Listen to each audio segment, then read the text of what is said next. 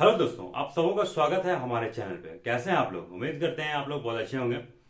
तो दोस्तों, आज से मैंने एक सीरीज शुरू किया है जिसमें मैं आपको आपके कैरियर संबंधित कुछ इन्फॉर्मेशन के बारे में बताऊंगा।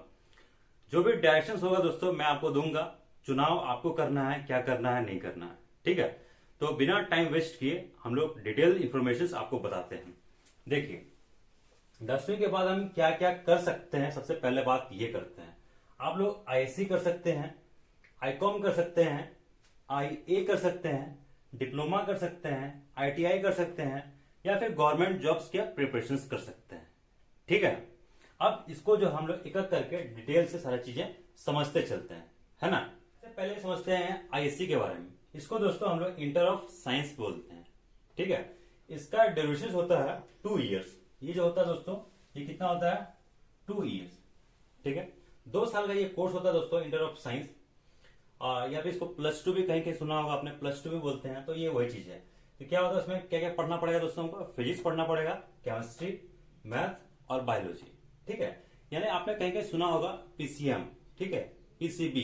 तो ये क्या चीज होता है? PCM PCB. देखो, ये पीसीएम ये हो गया, पीसीबी ये हो गया। ठीक है, ये मेन कोर्स हुआ दोस्तों। इसके बाद जो है आपको इंग्लिश पढ़ना पड़ेगा, इकोनॉमिक्स पढ़ना पड़ेगा, यानी जो भी आप लीजिए ऑप्शन रहेगा। या फिर आपको बहुत बच्चे होते हैं कि सी प्लस प्लस हमें चाहिए, तो वो सारा ऑप्शन भी रहता है यहाँ पर। ठीक है, लेकिन जो मेन जो चीजें रहता है साइंस वाले में, आईएससी में क्या होता है? फिजिक्स होगा, केमिस्ट्री होगा, मैथ होगा, बायोलॉजी होगा। ठीक है, अब ये देखो, आईकॉम।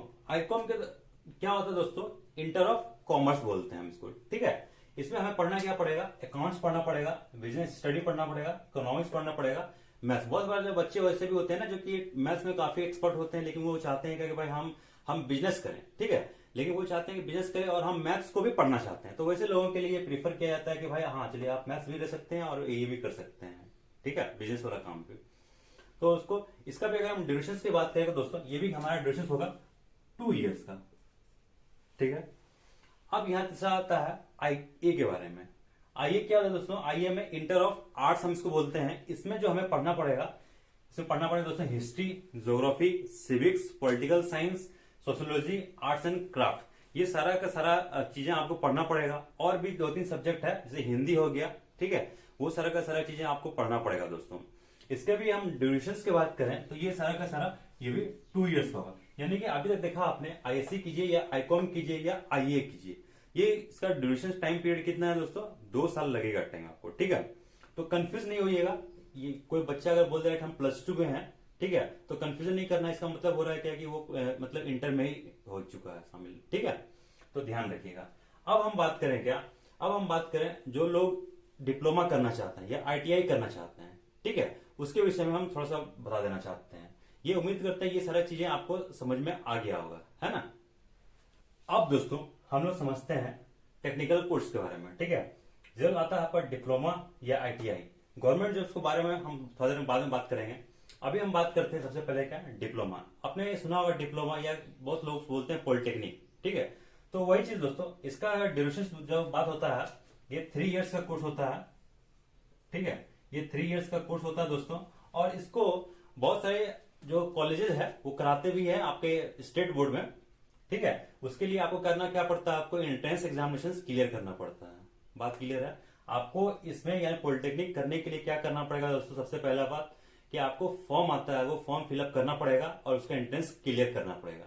ठीक है, दूसरा, बहुत सारे ऐसा भी इंस्टीट्यूट है जहां पर on the basis of marks, यानी 10th के बेसिस पे मार्क्स पे आपको डायरेक्ट मतलब एडमिशन ले लिया जाता है। तो वहां से क्या होता है कि आप डिप्लोमा कर सकते हैं और आप टेक्निकल इन्फॉर्मेशन आप ले सकते हैं। ठीक है, जैसे अगर मैकेनिकल का लेना चाहें, कंप्यूटर साइंस का लेना चाहें, यानी और भी जो भी प्रकार का इलेक्ट्रिकल्स का लेना चाहें आप ले सकते हैं। और उसमें भी आप अपना करियर जो है आगे सेट कर सकते हैं। ठीक है, अब आईटीआई के बारे में बात करें। ये कहीं कहीं क्या होता है, 2 इयर्स का कोर्स होता है, और कुछ में ऐसा भी होता है, कुछ ऐसा पीरियड भी है जो कि 3 इयर्स का है, और कुछ 1 ईयर वाला भी होता है। ठीक है, तो मुश्किल से आपका 1 से 3 इयर्स के बीच में ये रहता है। अलग अलग कोर्स के लिए अलग अलग चीज रहता है, जैसे वेल्डर हो गया, फिटर हो गया, इलेक्ट्रिशियंस हो गया।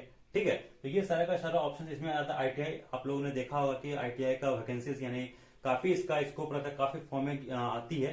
ठीक है, चाहे आप रेलवे में जाना चाहते हैं तो आईटीआई वहां पे कंपलसरी रहता है। तो अलग अलग कोर्स के लिए अलग अलग टाइम पीरियड है, तो मैंने जनरली जो लिख दिया है 2 से 3 साल तक में। ठीक है, अब ये दोनों हो गए क्लियर। उसके बाद आते हैं हम गवर्नमेंट जॉब्स में। जो बच्चे कहते हैं कि भाई अब हमको 10th के बाद नहीं पढ़ना है, अब हमको 10th के बाद नहीं पढ़ना, हमको क्या करना है, हमको तैयारी करना है।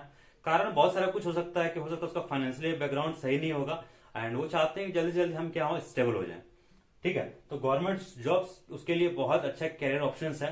तो इसमें सबसे पहले देखिए, इसमें बहुत सारा है, 10वीं के बाद आप कर सकते हैं, जैसे एमटीएस। ठीक है, एमटीएस का एग्जामिनेशन होता है, आपने देखा होगा, एसएससी एमटीएस हो गया, और भी स्टेट वाला में कुछ एमटीएस आता है, तो वो सारा आपको भर सकते हैं। ठीक है, आर्मी में आप लोग जा सकते हैं, है कि नहीं, आर्मी में आप लोग जा सकते हैं, या फिर जीडी देखते हैं, एसएससी जीडी बोलता है, यानी कि देखा होगा आपने, सुना होगा, अग्निवीर आप लोगों ने सुना होगा। ठीक है, तो ये सारा का सारा क्या है, आपके पास कैरियर ऑप्शंस है। सीआरपीएफ भी होता है, सीआरपीएफ में कांस्टेबल वाला, यानी कि आर्मी हो गया। ठीक है, तो ये सब में जो है 10th के बाद अपना कैरियर ऑप्शंस बना सकते हैं। एंड बहुत सारे बच्चे बनाते भी हैं और वो अच्छी जगह पे पहुंचते भी धीरे धीरे, क्योंकि होता है ना कि सबों का एक फाइनेंशियली उतना स्टेबल नहीं है, जिस कारण से वो लोग थोड़ा टाइम लेते हैं कि भाई कि हम लोग पहले जॉब कर लेते हैं और उसके बाद जॉब के साथ साथ पढ़ाई भी करते हैं, तो वो भी बहुत अच्छा है, ऐसा कोई भी दिक्कत नहीं है। तो ये छोटा सा इन्फॉर्मेशन देना था आप लोगों को। उम्मीद करते हैं कि ये छोटा सा इन्फॉर्मेशन आपको काम करेगा। इसके बाद कि क्लास 10th का पूरा हो चुका, उसके बाद मैं अगले संडे को मैं कुछ और बताऊंगा, कुछ और करियर ऑप्शंस के बारे में।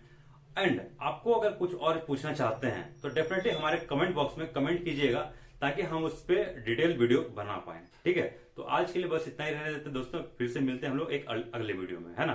Thank you.